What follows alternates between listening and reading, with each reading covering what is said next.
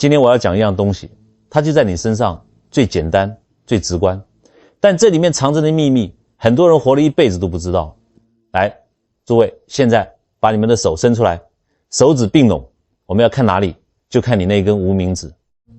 你们现在仔细比对一下，你的无名指是不是比你的食指要长出一小节？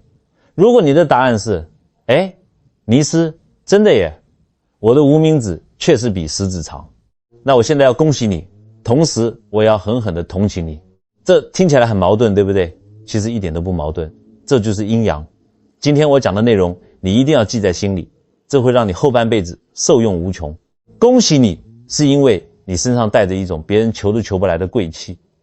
这种贵气不是说你银行卡里有多少钱，那个是庸俗的看法，我指的是你灵魂的品质完全不一样。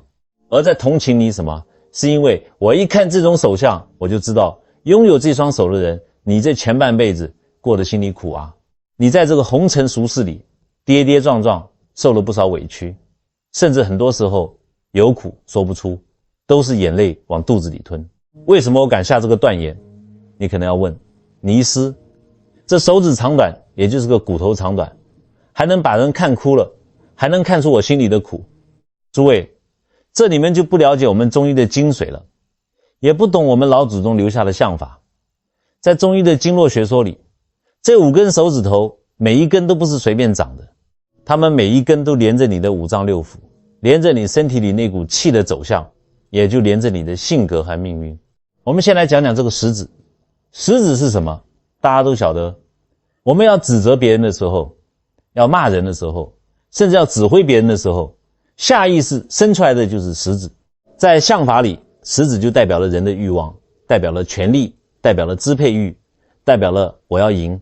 你们去观察一下那些大老板，那些在政坛上呼风唤雨的人，或者那些性格特别强势，要在家里当王的人，他们的食指通常都很发达，甚至比无名指要长。为什么？因为他们需要这种我要赢的能量。他们在这个红尘社会里混得开，因为他们性格硬，他们这辈子就是来争名夺利的，他们要把别人踩在脚下，他们要当官，他们要发财，他们的肃杀之气很强。所以说食指长的人，他是入世的强者，他是按照这个弱肉强食的社会规则在生存的。但是无名指呢，这根手指头太特殊了，我们老祖宗给它起名字叫无名，就是因为它无法名状，它太微妙了。它平时不张扬，你拿筷子它是配角，干重活它也使不上劲，它不如大拇指和食指那么有力气，但是它最灵。你们看结婚戒指都戴这儿，为什么不戴在大拇指上，不戴在食指上？民间老话常说食指连心，其实真正连着心，连着你那个最敏感神经的，真正能触动你心底那根弦的，就是这根无名指。所以结论就来了，如果你的无名指长过食指，在骨相上讲，这叫灵性压倒了世俗。这说明了什么？说明你这个人天生跟那些食指长的人完全不一样。你那个想赢过别人，想把别人踩在脚下的欲望不强，但是你感受别人，体察别人痛苦的能力极强，说明你的精神世界，你的情感雷达比一般人要发达得多。这么多年我阅人无数，我看过那些有权有势的达官显贵，也看过在菜市场卖菜的贩夫走卒。我发现一个铁律，凡是无名指比食指长的人，绝大多数都不是普通人。我说的这个不普通，不是说你一定当了多大的官，或者你存折上有多少个零，那个是世俗的标准，那个我不看。我说的那个不普通，是说你的来历不普通。在佛家讲，人来投胎分2种，一种叫随业流转。你看满大街忙忙碌碌的人，绝大多数都是这一类，前世欠债还钱，杀人偿命，或者贪恋这个世间的饮食男女，迷迷糊糊被业力牵着鼻子走，像水上的浮萍一样，自己做不了主。他们来就是为了把那个债还完，或者再造一点新业。另一种叫乘愿再来，这种人他上辈子可能已经修得很好了，他的福报已经很大了，他其实可以不用来这个乱糟糟的地球受罪的，但是他心软啊，他看不得别人苦，他在上面看到下面这群人怎么这么笨，怎么这么可怜，在火坑里还以为在快乐，于是他发了个誓，说不行，下辈子我还要去，我要去帮那群笨蛋，我要去拉他们一把，因为这个愿望太强烈了，这股精神力量就在他投胎的时候，在他身体的经络和骨骼上打了个钢印。那个长长的无名指就是你灵魂的身份证，它像是一个盖章，啪的一下盖在你的手上，它在提醒你，你来这一趟不是为了吃饭、睡觉、结婚、生子，然后死掉这么简单的，你是带着任务来的，你是带着剧本来的。很多病人听到这里，眼泪就下来了，他们会跟我说，倪医师，你就会哄我开心，你说我是来救人的，是大菩萨，可我怎么觉得自己才是那个掉在坑里出不来的人？难道菩萨就是专门来受虐的吗？我这哪里是贵气，我这分明是晦气嘛。这就是你们不懂天道的规律。诸位要晓得，你们这群人就是连接那个看不见的世界和这个看得见的世界的枢纽，你们的身体构造注定了你们对这个世界的寒热、人情的冷暖特别敏感。听我一句大实话，你觉得活得累，你觉得前半生过得苦，不是因为你命不好，恰恰是因为你的命太好了，你的境界太高了。娑婆世界嘛，本来就是污浊恶世，不干净的。你在世俗眼光里看到的苦，被朋友背叛，被亲人误解，被爱人辜负，在你父母，在你邻居看来，是你笨，是你傻，但在佛法的账本里，在天道的规律里，那都叫承担。但是重点来了，道理是这么个道理，可是作为肉体凡胎，你们这群人身上有一个致命的死穴，我如果不把这个死穴给你们点破，你这辈子就是活活累死，也救不了几个人，最后把自己也搭进去了。这个死穴是什么？就是你们患上了一种病，我给它起个名叫烂好人综合症。这可不是我在开玩笑，这是真病。这种病如果不治，你的后半生很难翻身。很多人听到这里可能会不服气，倪医师，善良也是错吗？善良没有错，但是没有原则的善良，在中医里看就是一种病态。这叫什么？这叫心包守不住。在中医的观念里，心是君主之官，是皇帝。皇帝能不能随便见人？能不能随便就被人捅一刀？当然不行。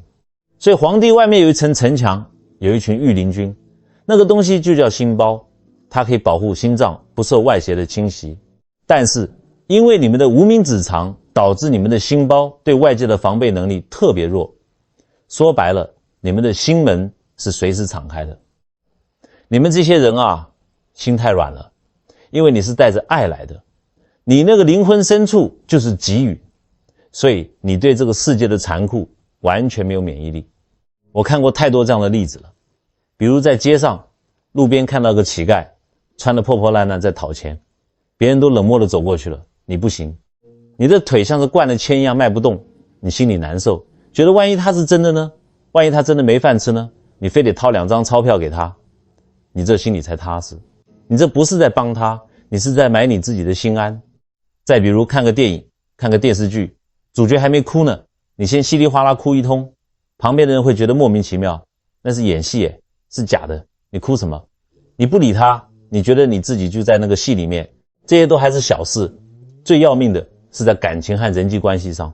我以前有个女病人，那是标准的无名指，长过10指，人长得漂亮，家里条件也好，是我们台湾很有名的一所大学毕业的，但这半辈子就毁在心软2个字上。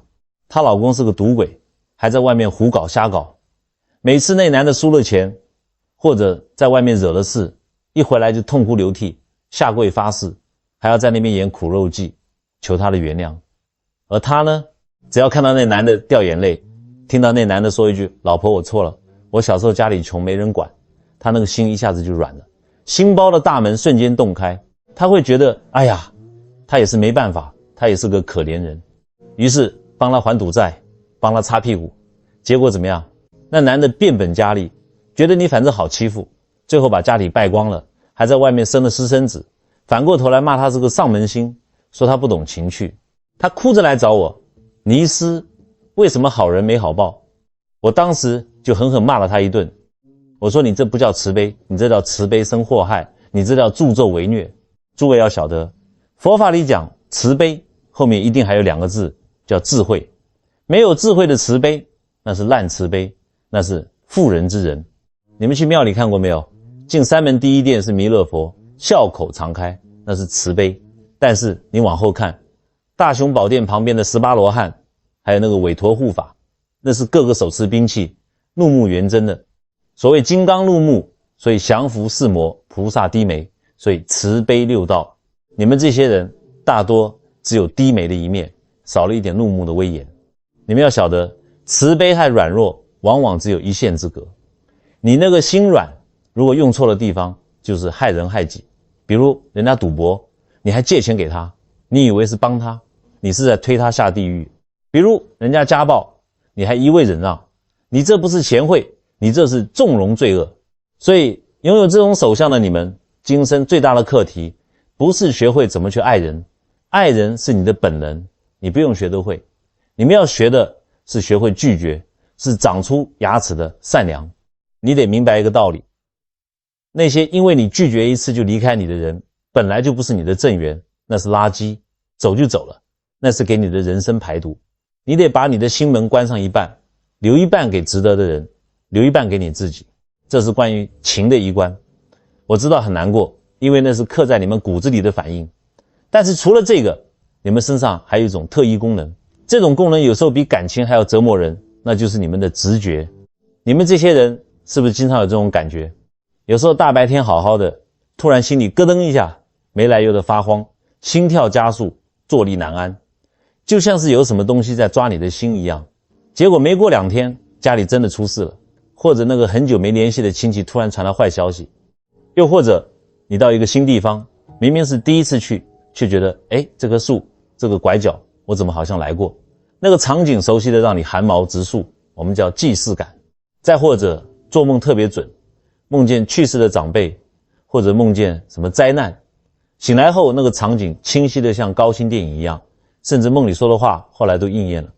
普通人管这叫第六感，心理学家说是潜意识。街边的神棍会忽悠你，哎呀，你有天眼啊，你能通灵啊，赶紧给我2万块钱，我帮你开光。别听他们瞎忽悠，我是搞中医的，我用《黄帝内经》和佛法的唯识学给你们解释这是怎么回事，为什么你们会有这个本事。我们打个比方，普通人的心像是一个被灰尘糊满了几十层的老窗户，这层灰尘是什么？就是我们的妄想、执着、贪念。大部分人脑子里整天想的是怎么算计赚钱，怎么专营，怎么吃喝玩乐，脑子整天像个马达一样转个不停，那个频率是杂乱的。这层灰尘太厚了，外面的光透不进来，里面的光也射不出去，就算外面打了一下雨，只要不劈到头顶上，他都没感觉。但是你们这批无名指长的人，你们那扇窗户上的灰尘比别人薄。当你的亲人，那些跟你血脉相连的人，在远方发生大事情的时候，普通人收不到。可你虽然不知道具体发生了什么事情，但你身体先有反应了。佛法叫心心相印，这是真实存在的生命科学，尤其是对去世的亲人。很多人跑来问我，尼师，我总梦见去世的奶奶，是不是她没投胎？是不是她缺钱花？要不要烧点纸钱？我跟你们讲，这种梦分2种，一种是你日有所思，夜有所梦，那是乱梦，不用管。还有一种是你真的连上线了，因为你们这种手相的人，气场比较虚。这里的虚不是贬义词，是指你比较通透，没有那么多顽固的实邪。在阴阳交替的时候，你的意识放松了，那个频率就跟灵界接轨了。这听起来好像很厉害，能预知未来，能通阴阳。但是我必须给你们敲个警钟，这往往是祸不是福。为什么？因为很多人这就是走火入魔的前兆。你们中间有些人因为有了这点小感应，就开始飘了，觉得自己了不起，觉得自己是半仙，甚至有人干脆去做神婆大仙给人看事，以此来赚钱博眼球。哎呀，我看你看得好准啊，别人一夸你就迷失了。你们千万不要走这条路，那是死路一条。金刚经讲得清清楚楚，凡所有相皆是虚妄。你看到的、梦到的、感应到的，不管是佛菩萨也好，鬼神也好，甚至是预知未来也好，都要把它当成电视机里的画面。你要学会做一个冷静的旁观者。如果你执着于这个感应，甚至想利用这个去赚钱、去炫耀，那我告诉你，你的那个窗户就会彻底碎掉。外面的那些脏东西，其实是你心里的魔，就会趁虚而入，最后搞得神经兮兮，甚至精神分裂。这种例子我在美国在台湾见得太多了，好好一个人最后疯疯癫癫的都是因为贪这个神通。那么怎么正确对待这种特异功能？我有4字真言送给你们，不做甚解。这4个字什么意思？翻译成大白话就是别把它当回事，梦见去世的亲人，醒来后念几遍心经或者往生咒回向给他，然后该干活干活，该吃饭吃饭。心里突然发慌，那就坐下来深呼吸，把心定住。如果真的家里有事，你也只能兵来将挡，水来土掩，慌有什么用？你要利用这个天赋去修慈悲，而不是修神通。你的直觉准是让你用来体察别人的痛苦的。比如你感觉今天朋友脸色不对，心里有事，你就要用你的敏感去安慰他，而不是去卖弄。记住，真正的神通不是飞天遁地，不是未卜先知。真正的神通是面对人生的大起大落，心里没有任何波澜，是面对别人的伤害能一笑置之，这才是大神通。好了，讲到这里，你们大概明白了自己这种敏感体质是怎么回事。这种体质说实话，年轻的时候会让你很痛苦，因为太敏感了，容易受伤，心门关不上，垃圾也进来，宝物也出去。但是诸位要晓得，凡事都有阴阳，凡事都有两面性。这种苦其实是你们前半生的药，到了中年以后，如果你能挺过来，这药就开始起效了。你们的命运往往在那个时候会有一个巨大的反转。我经常听到有人跟我哭诉，一把鼻涕一把泪的，尤其是那些40、50岁的女同志，还有一些郁郁不得志的中年男人。他们问我，尼斯啊，我这辈子好人也做了，好事也做了，哪怕自己吃亏也没害过人，可为什么到了40岁、50岁还要受这种罪？生意失败，婚姻破裂，孩子也不听话，一身的病。难道佛法讲的善有善报是骗人的吗？难道老天爷真的是瞎子吗？哎呀，诸位要晓得，因果是通三世的，不是现买现卖的快餐。你今天种了棵树，明天就能吃果子吗？那是激素催出来的，吃了要生病的。尤其是你们这种无名指尝过食指，带着愿力再来的人，你们的人生剧本老天爷早就写好了，那叫先苦后甜，甚至是大苦大甜。为什么前半生非要受苦不可？我有2个理由，说出来你们别嫌难听，但这是真理。第一，那是刷瓶子的必经之路。你们把身体当成一个瓶子，你前世用了好久，或者你投胎的时候，那个灵魂里不可避免地沾染了很多陈年的污垢，在中医叫痰饮淤血，在佛法叫业障，叫习气，叫贪嗔痴。这一世既然你是来做任务的，你要往瓶子里装甘露水，装智慧，装福德，那第一步得干什么？得刷瓶子啊。拿什么刷？不是拿棉花刷，那刷不干净，得拿苦难刷，拿挫折刷，拿眼泪刷。你前半生经历的每一次被人欺骗，每一次被人误解，每一次跌落谷底，其实都是菩萨拿着那个钢丝球在使劲刷你那个瓶子里的老垢。刷的时候痛不痛？痛死啦，对吧？掉皮掉肉了，你会觉得我要死掉了，我活不下去了。但是不刷干净，那个甘露水倒进去就馊了，就臭了。所以你们前半生的苦绝对不是白受的，那是你在还得干干净净，把你灵魂里的杂质给剔除掉。你要感谢那些苦难，是他们把你刷亮了。没有这番折腾，你那个瓶子就是个装料的夜壶，根本装不了圣水。第二，那是练兵的需要。孟子讲过一句话，大家都背过，但是没几个人真懂。他说，天将降大任于是人也，必先苦其心志，劳其筋骨。这话跟中医跟佛法是一模一样的。你是带着任务来的，你是要来救人的。那我问你，一个从来没得过癌症的医生，能不能真正体会癌症病人的绝望，治不好心病？一个从来没穷过没饿过肚子的人，怎么知道去体恤穷人的苦？他只会说，何不食肉糜。老天爷把你扔在红尘的搅拌机里，把你搅得粉碎，就是为了让你看透人心，看透世态炎凉，让你知道什么是真的痛，什么是真的绝望。等你把这所有的苦都吃了一遍，你自己都没被打倒，你自己都从泥坑里爬出来了，你将来去安慰别人的时候，你说出的每一句话才是有分量的。那时候你不是在讲空洞的大道理，你是在讲你的血泪史，这叫现身说法。只有你自己从地狱里走过一遭，你才有资格去地狱门口拉别人一把。这就到了关键问题，什么时候是个头呢？我还要被那个钢丝球刷多久？通常来说，拥有这种手相的人，转折点往往在中年以后。为什么是这个岁数？孔子讲40不惑，50知天命。从中医《黄帝内经》来讲，人到了这个年纪，肾气开始衰退。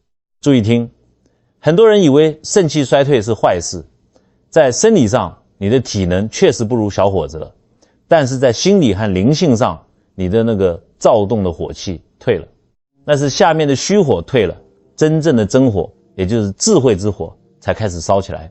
在佛法看，前半生你的业债还得差不多了，你的心性也被那个钢丝球磨得差不多了，那种年轻时的浮躁、争强好胜、患得患失都被磨平了。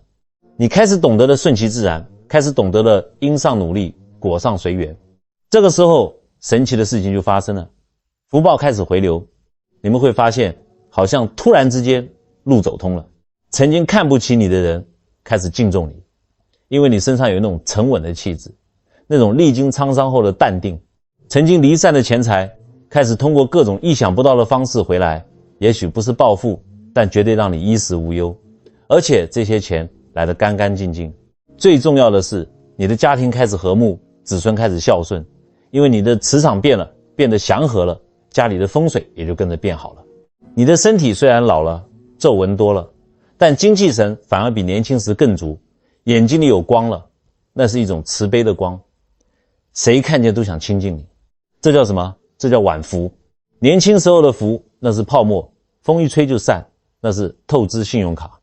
晚年的福那才是实打实的果实，是你前半生一点一滴积攒的阴德，现在开花结果了。我拟告诉你们，这种苦尽甘来的福报是贼都偷不走，火都烧不掉的，因为那是长在你骨子里的。但是这里有一个巨大的前提，这段我不讲，前面的福报全都作废，你们要把耳朵竖起来听好。这个前提是你在受苦的时候心不能变黑。如果你在前半生受苦的时候充满了怨恨，充满了报复心，天天骂老天爷瞎眼，甚至开始学坏，既然好人没好报，那我也做坏人，我也去坑人，我也去骗人，那你这个坎就真的过不去了，你就真的掉进那个大粪坑里，和那些业力纠缠的人一样，永世不得翻身了。你那个本来要装甘露水的瓶子被你自己摔碎了，只要你咬着牙守住那一点善念，不管世界怎么对我，我还是要做一个善良的人，我还是不忍心害人，哪怕我穷得吃泡面，我也绝不去赚黑心钱。只要守住这一条底线，我可以给你们打包票，哪怕你现在60岁了，你的好运还在后头。所以后半生你要干什么？你不再是为了生存而奔波，你是为了给而活着。你给别人一个微笑，给晚辈一点指引，给邻居一点帮助，你会发现你越给，你得到的越多。你的生命就像一盏灯，越点越亮。这就是佛法讲的布施得福。你前半生是受者在受苦，后半生你是施者在造福。好了，道理懂了，心态也摆正了，大家是不是觉得心里这口气顺多了？但是光有心态不行。很多人问我，尼师有没有什么简单好用马上见效的方法，能让我们这种心软的人既保护好自己，又不失去慈悲呢？现在我要教你们3招，这3招是我结合中医经络和佛法修心总结出来的，专治各种不开心，专治各种烂人烂事。这3招听起来简单，做起来难，分别治你的怨气，治你的平气，治你的乱气，但只要你肯做，效果立竿见影。第一招，别把忍字刻心头，要把在字想清楚。你们这类人最大的特点就是能忍，但这恰恰是最大的误区。中国传统文化讲忍一时风平浪静，很多妇女同胞就真的死命忍，人家骂你一句你不敢回嘴，心里气得要死，憋在肚子里，回来以后越想越气，气得肝疼胃疼乳房胀痛。从中医讲，这叫肝气郁结，肝主疏泄，你强行把怒气压下去，它就会在身体里变成毒素，变成郁结，久了就是生东西，就是长肿瘤，你这是在慢性自杀。真正的忍辱波罗蜜绝不是叫你做受气包，我教你们一个心法，叫还债降。当有人欺负你、骂你、坑你的时候，你不要想着我在忍，你要马上在心里念一句咒语，哎呦，太好了，他在帮我还债呢。你要这么想，世间没有无缘无故的恨，他为什么不骂别人，光骂我？肯定是我前世欠了他的，或者是钱债，或者是情债。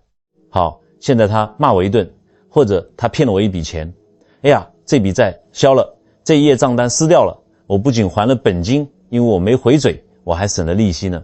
你应该高兴才对，你应该在心里对他说，谢谢你帮我消业障，你拿走了我的霉运，留下了你的福报给我。你只要这么一转念，那个气马上就消了。你不觉得他是坏人，你觉得他是来讨债的苦主，甚至他是来成就你的菩萨，这叫以债抵愿。你把这个想通了，你的心就像虚空一样，他一拳打在棉花上，你不痛，他累得半死。这才是高手的忍，这才是中医讲的疏肝理气最高级的治法。不用吃药，念头一转，气就顺了。第二招，没钱也能做大功德。很多人说，尼师你也叫我布施，可我自己都穷得叮当响，哪有钱捐庙子，捐给谁啊？我自己都要喝西北风了。哎呀，笨，谁告诉你布施一定要给钱的？那是外行话。佛经上讲七布施，不用花1分钱就能成大功德。对于你们这些内心柔软的人，最适合修2样，既能积福，又能改变你的人缘风水。一，给笑脸，就是把你的脸这块人体最大的风水地给修好。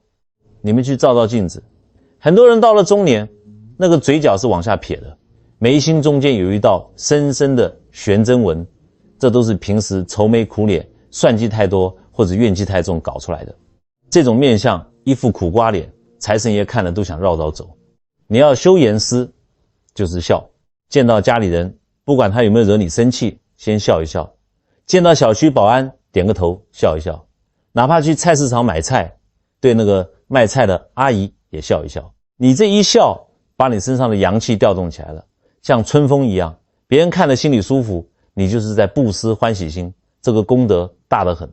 你给世界一个笑脸，世界迟早还你一个拥抱。二，给好话，就是学会说话，不要说刻薄话，不要说丧气话，尤其是对自己家里人，不要搞那种刀子嘴豆腐心。刀子嘴就是刀子心，伤了人就是伤了。要说温暖的话，鼓励的话，别人穿了一件新衣服，你夸一句真好看，显年轻。别人遇到困难，你说一句没事，都会过去的，我支持你。这一句话可能就救了一个人的心，可能就让一个想轻生的人看到了希望。这就是佛法讲的口吐莲花。你们嘴巴上脸上有这个福报，为什么不用？这可是零成本高回报的生意啊！你坚持做3个月，你看看你身边的人对你会不会变？那是绝对会变的。第3招，最厉害的绝学，修观照。这一招是核心中的核心，也是把凡夫转成圣人的关键。我们为什么痛苦？因为我们总是跟着念头跑，念头一来，气死我了，你就跟着气下去了，越想越气。念头一来，我想吃那个，你就跟着去吃了，控制不住。念头一来，我不行，我好失败，你就跟着抑郁了。你就是念头的奴隶。现在我要你们做念头的主人，怎么做？就一个字，看。就像现在我坐在这里讲话，你们在听，你们心里知不知道自己在听？知道。当你生气的时候，你能不能分出一个我，站在旁边看那个生气的我，你就心里默念，生气来了。尼师说过，这只是个念头，我看他能待多久。你只要一看他，就像小偷进了屋，被手电筒一照，他马上就跑了。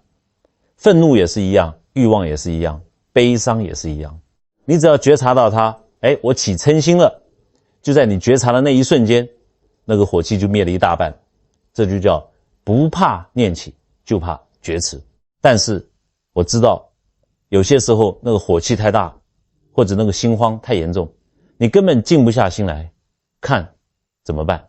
如果你的心实在乱得不行，那个无名指的特异功能让你心慌气短，甚至手抖，怎么办？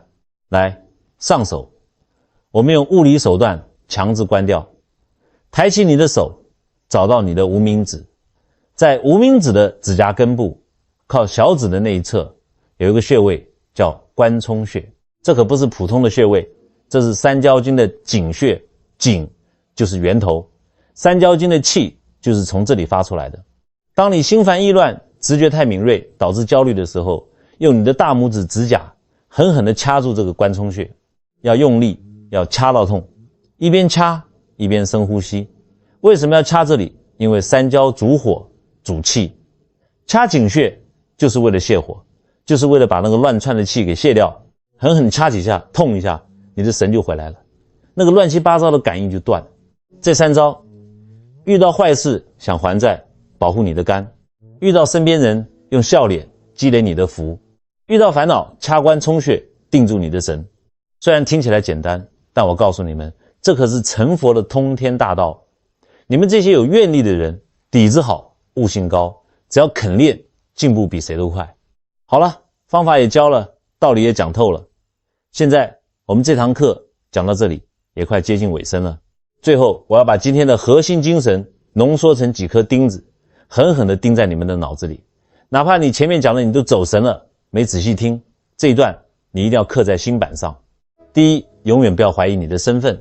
回去以后，如果你再看到自己那根比食指长的无名指，千万不要再觉得自己是异类，也不要觉得自己命苦，更不要去羡慕那些只会争名夺利的聪明人。你要对着手掌心说，我不普通，我是带着愿力来的。这根手指就是你灵魂的身份证。你来这世上不是来凑数的，你是来还愿的，你是来做事的。这一点是你安身立命的根基。忘了这个，你就真的只是个在红尘里打滚的苦命人了。记住了这个，你就是行走在人间的行者。第二，永远不要抱怨你的苦难。以前你觉得老天爷整你，现在你要晓得，那些让你哭的人，那些坑你的事，都是你的陪练。没有这些磨刀石，磨不出你那把智慧的剑。没有那些把你踹进粪坑的人，你怎么学得会游泳？怎么练得出一身金刚不坏的本事？以后再遇到倒霉事，马上转念，哎呀，菩萨又来考我了，这次我一定要考及格，不能再挂科了。把受苦变成了了苦，把抱怨变成愿力，这一转，地狱变天堂。这就是中医讲的心能转物，这也是最高的养生。第三，守住你的那三招功夫，还记得吗？遇到坏事想还债，把债还清，一身轻；遇到活人给笑脸，没钱也能做布施，修你的面相风水；遇到烦恼修关照，心慌了就掐无名，指关冲穴，做新的主人。这三招不用你天天打坐念经，就在洗衣服、做饭、上班、等公车的时候练。练久了，你这个人就是一座移动的庙宇，走到哪里，哪里的风水就好。讲完了这三点，很多人又问我，尼师，修行为什么要讲功德？我一个人躲在深山老林里修，把自己修成佛，不好吗？我告诉你们，不行。佛法讲自利利他，甚至讲利他，也就是自利。在大乘佛法里，没有一个是关起门来自己成佛的，哪怕是观世音菩萨早就成佛了，还得倒驾慈航，回到苦海里来度人。为什么？因为众生是一体的，你们这些拥有特殊手相的人，本来心就软，本来就带着慈悲的种子。你们最好的修行方式不是躲起来，而是分享。今天你听了我的这番话，如果你觉得心里亮堂了一下，觉得那个死结解开了，哪怕只有那么1秒钟的感动，我请你不要吝啬，把这份光传出去。同时我希望你们不要只是听过就算了，我们要形成一个正向的磁场。所谓众人拾柴火焰高，当几千几万个人的善念汇聚在一起的时候，那个力量是可以改变命运，改变气场，甚至改变世界的。请你在评论区留下你的善言，你可以简单写4个字，阿弥陀佛，或者随喜功德。或者如果你真的被触动了，真的发了大愿，你就写下这8个字，我愿此生成愿圆满。这就是在向天地表态，向你的内心下达指令。好了，天下没有不散的筵席，但我相信我们的愿力是连在一起的。愿你们这群再来人在接下来的日子里不再迷茫，不再委屈。愿你们的无名指不再是为了擦眼泪，而是为了指引方向。愿你们在红尘中做一朵出淤泥而不染的莲花。大家保重，我们下期见。